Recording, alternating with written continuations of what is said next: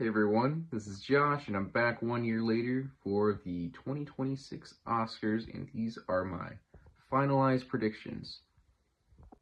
I'll try to keep it brief and go category by category, choosing what I believe will win, what maybe the runner-up is, and what I would like to see win. First, I'd like to start things off in categories where everyone's predictions go to die. It is the shorts categories where they are pretty difficult to predict. I'm just going to give you the rundown of what I'm going to predict. First, with a documentary short subject, I'm going to do All the Empty Rooms.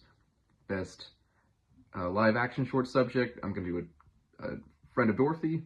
And best animated short film, I'm going to go with Butterfly. There are reasons behind it. I did a little bit of research. Will I be wrong? Probably. I'm just hoping for 2 out of 3 at this point. Okay, now with categories I've actually seen the movies in. Starting with Best International Feature, I'm predicting Sentimental Value for the win. I think it's got the most nominations out of all the films in this category. It overperformed. I think the Oscars love this more than any other guild or voting body. It got director, editing, all the actors in, so it's very strong. Though I would not be surprised if The Secret Agent sneaks in. It did win some of the other precursors or different award shows, but I think Sentimental Value would definitely be my choice for the winner. I'm predicting as the winner as well. It would be cool if it was just an accident one. I think that's the most timely movie. Maybe that could sneak in there, but that didn't get Best Picture a nomination for that for some reason. But yeah, international feature, I think it's Sentimental Value. Best animated feature is going to be K-pop Demon Hunter. Yeah, there's no more. We don't need to discuss that further.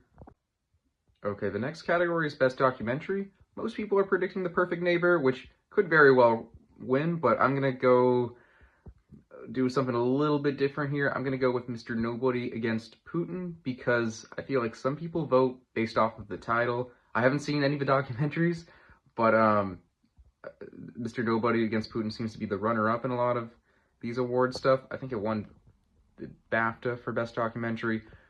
I'm gonna go with that one. Just see if that works out. It might not work out, but I'm gonna go with that. Best visual effects is going to be Avatar: Fire and Ash. And yeah, that's another category that's just done. We don't need to talk about that further. It's Avatar, you know.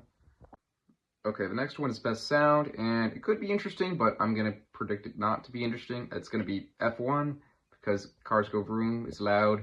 It's the loudest of the nominees. Although I would not be surprised if either Sinners or One Battle After Another took this one as well. My personal choice would probably be Sinners. Best original song is going to be Golden from K-pop Demon Hunters. Like, that's probably done deal. My choice would be I Lied to You from Sinners. That's easily the best song of the nominees in my opinion. I think it works tremendously in the movie. It's like the best scene of the movie.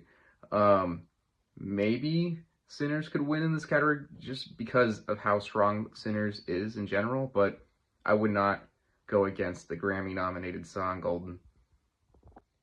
Best original score is definitely going to go to Ludwig Göransson for Sinners. Like, it's been sweeping, and it deservingly so. I might go with Johnny Greenwood's score for One Battle After Another, but it's a close. They're both fantastic scores. Best production design is going to be Frankenstein, and I would probably vote for Frankenstein as well. Best makeup and hairstyling, also going to be Frankenstein. Probably would vote for Frankenstein as well. These are the Frankenstein Awards. Best costume design as well. Frankenstein, believe it or not. I would probably go for Frankenstein or maybe Marty Supreme. Best film editing could easily go to the car movie F1. I hope it doesn't, but I'm going to predict One Battle After Another because I feel like that is probably the best edited movie of the year. Just the way it flows and the pacing, and I feel like it just does a tremendous job. The editing does so much work. That would probably be my choice, although Sentimental Value has amazing editing. Same with Marty Supreme, same with Sinners. Yeah, tough category. Okay, for Best Cinematography, I really wanted to predict Train Dreams, but One Battle After Another is kind of undeniable with the precursors it won, and I just can't in good conscience predict anything other than One Battle After Another. Although, Train Dreams is gorgeous. I really want it to win at least one Oscar. Probably not going to happen. Oh well. The Best Casting Award, I think, is Sinners to Lose. It probably would be my choice, either that or Marty Supreme. Best Original Screenplay is easily Sinners to win, although I love all the screenplays in that category, besides Blue Moon, which I still need to see. But Sinners, Marty Supreme, It Was Just an Accident, phenomenal screenplays. But would not be mad if Sinners won. It's definitely deserved. Definitely one of the definitely the most original concepts of the year. And Best Adapted Screenplay is easily going to be One Battle After Another. Yeah, those screenplay categories are locked. Okay, now Best Supporting Actor is kind of interesting. I kind of feel like I have to predict Sean Penn because he won the most. He won SAG, he won BAFTA. Although he is not campaigning, he's not giving any speeches. Though his performance, like when I saw that movie and saw his performance, I'm like, yeah, he's going to win the Oscar. And yeah, he's been kind of doing really well lately. When Stellan Skarsgård should have won the BAFTA, he would be my personal choice for the win. He was incredible in that movie. Delroy Lindo, I think, has a shot as well, even though he didn't get any of the precursors, but he's been doing all the big speeches for the cast, like SAG Ensemble, for example, and he's great. He's great in the movie, and I think he has some momentum going into Oscar night, so maybe it could be Delroy Lindo. Though, I'm going to predict Sean Penn for One Battle After Another. Will he show up? I'm predicting no, but we'll see. Best Supporting Actress is possibly the most challenging category of the night. I believe it's a 3-horse race. I will be predicting Amy Madigan from Weapons, even though she is the lone nominee from her movie. She's the most transformative performance. She won at the Actors Guild Award.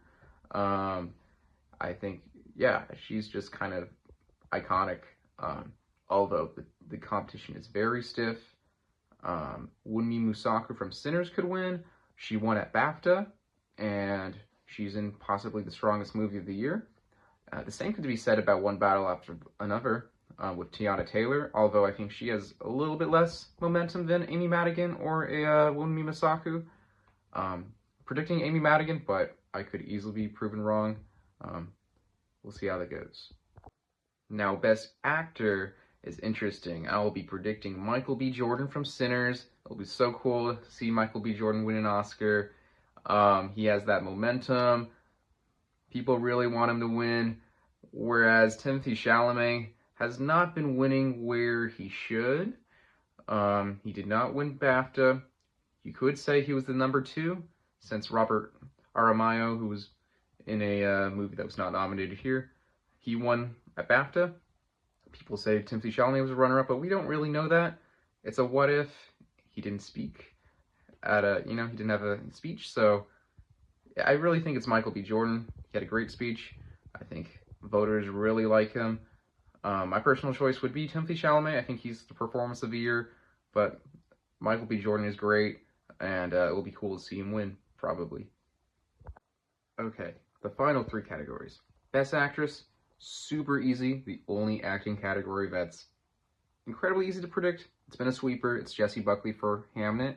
My personal choice would be either Rose Byrne for If I Had Legs, I'd Kick You, or Renata Reinsve for Sentimental Value.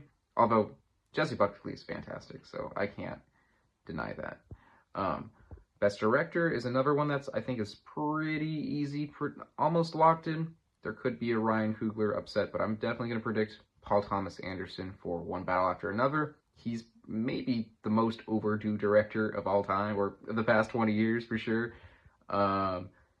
He's just had so many masterpieces, and while I don't think One Battle After Another is one of his greatest movies, they're going to give it to him.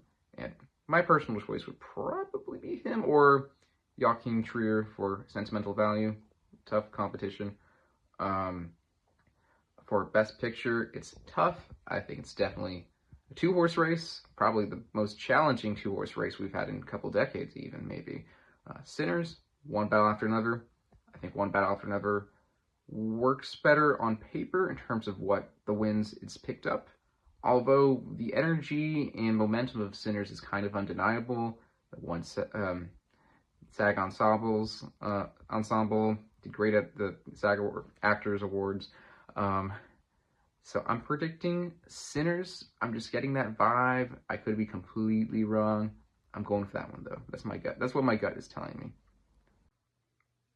As for my personal pick, I think it's tough. I really like a lot of these movies. Honestly, I liked all of them except for maybe F1.